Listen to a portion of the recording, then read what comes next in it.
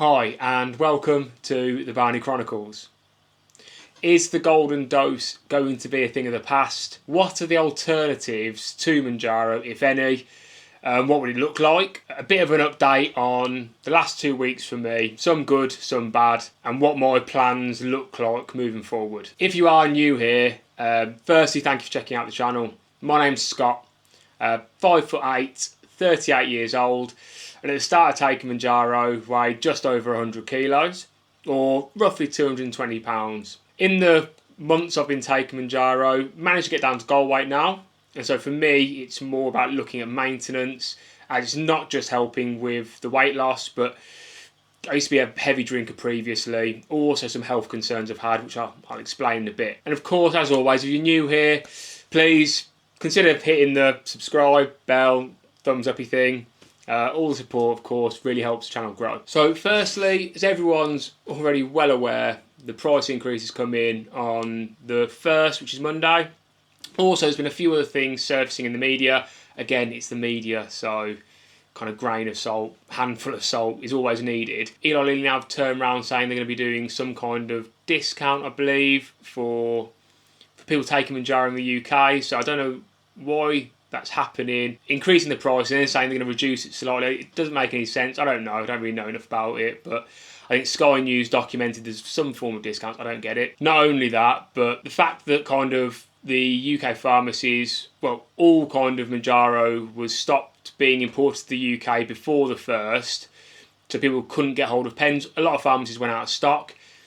Look, I know a big pharma aren't known for compassion. You know, they've got a reputation, of course, but it all looks a little bit shady. Not only that, there are talks of them reducing the amount of solution in each quick pen to stop people taking the golden dose or 5th dose, and just putting enough to prime needles, which I kind of understand it from a business point of view, but when it's already putting a big strain on people to do things like this, it just looks bad, I suppose. And so really it's about looking at alternatives, I think. Now look, I'm not in the worst position here because I'm on like a 5mg pen and I can make that pen last quite a while for me. I'm in nowhere near as bad a situation as people that really depend on it on 15mg or 12.5mg, where the price increase is so dramatic. My heart really goes out for people that may not be able to continue on this journey when it's really helping. So again, for me, it's looking at alternatives, which I'll come on to in a bit.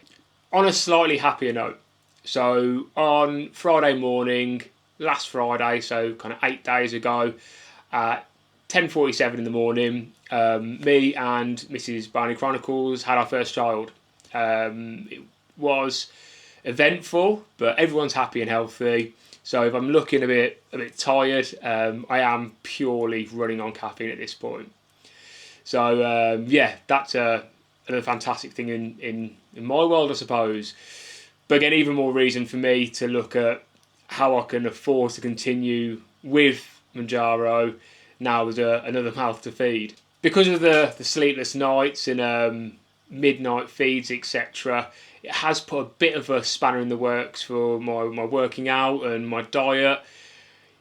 It's there's been a lot to do, so I've actually dropped a little bit below the weight I wanted to be at, purely because my routine's completely out the window. Any parents out there, you know any way around this or any tips for me, please, I will be all ears. With the not so great news, so I have in a couple of my previous videos spoke about the blood work I had done. Once I told my GP that I was on Mounjaro, this was about a couple of months ago now. I'll leave a link up in one of the corners for one of those videos. So I had blood tests done. There were some abnormalities there, so I wanted to do a bit more digging. They thought that my kidneys weren't great at the time, which actually turned out they were fine. But then there was some abnormalities with my liver function.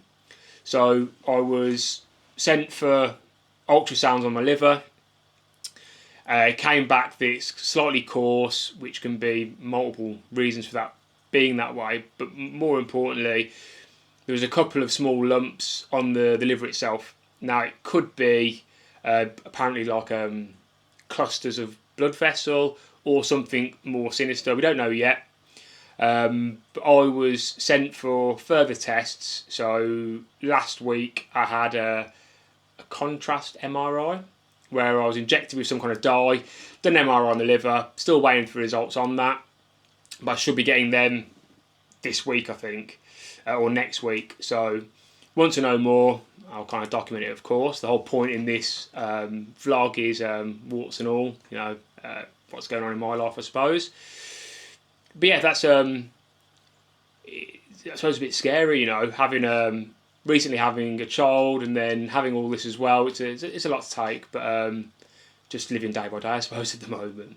So it's been really important for me as well to really be conscious of my diet, making sure I'm having really low levels of saturated fat, anything that could make my liver worse or whatever it may be. So it's been a lot. It's been tough to kind of juggle everything at the moment. So, but yeah, we'll see how that gets on. And this is another reason that I'm continuing Mounjaro, because it helps with insulin receptors. I don't know the science behind it, but it is helping. So this is another reason why I am going to be continuing Mounjaro or GLP-1 of some description for as long as possible. Which brings me on to the next bit, which is alternatives. So I know that there are people that are switching over to Wegovy or other GLP-1s. So I've started now doing a bit of research into what alternatives would look like for me. So this isn't me suggesting it for anybody else. Everyone is, you're all adults, do what you want to do. But personally, I know that in America, where it is a lot more expensive, there are companies that like do compounded peptides, etc. I know there's Referral, I think it's called, I can't remember, but that's at the moment going through clinical trials. So for me, it's going to be looking into alternatives if things happen with Mounjaro and it becomes unaffordable for me. Because without having something, it could be more dangerous for me at this point, to be completely honest. So once I learn more, I understand what route I'm going to take, I'll document it. But that's obviously going to be for another video, I suppose. So where I'm up to at the moment, I was lucky and managed to get a couple of extra pens last week. So I've got 2 5mg pens and a 7.5, which should hopefully last me a good kind of 3-4 months. At the moment, I am still split dosing or short dosing, whatever you want to call it. So at the moment, doing 2 milligrams every 3.5 days, and that's giving me just enough that I need at the moment. I may start looking at moving that or titrating that down a little bit more, but I'm at a good kind of sweet spot here where, again, I've got a bit of appetite suppression, but not too much. So it is making me be more conscious of what I'm eating and what I'm doing, which is what I wanted initially. I'm really trying to build good habits as quick as possible here, so that I can get into a routine of eating well and knowing what I'm putting in my body. But again, for me, it's going to be a good 6 to 12 months of GLP-1s, all depending on what comes back from this scan, I suppose. So it's all kind of working things out as I go along.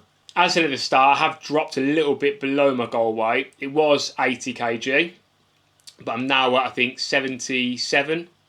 So I'm actually at a healthy BMI. Currently, it's the first time I've been at a healthy BMI for God knows how many years. And before I get the crazy comments, I know BMI is not the best measure. It's all dependent on different people, body composition, etc. But again, with what's been going on and all the doctor's appointments, etc., to have one thing that tells me I am slightly healthy, it's been good for me.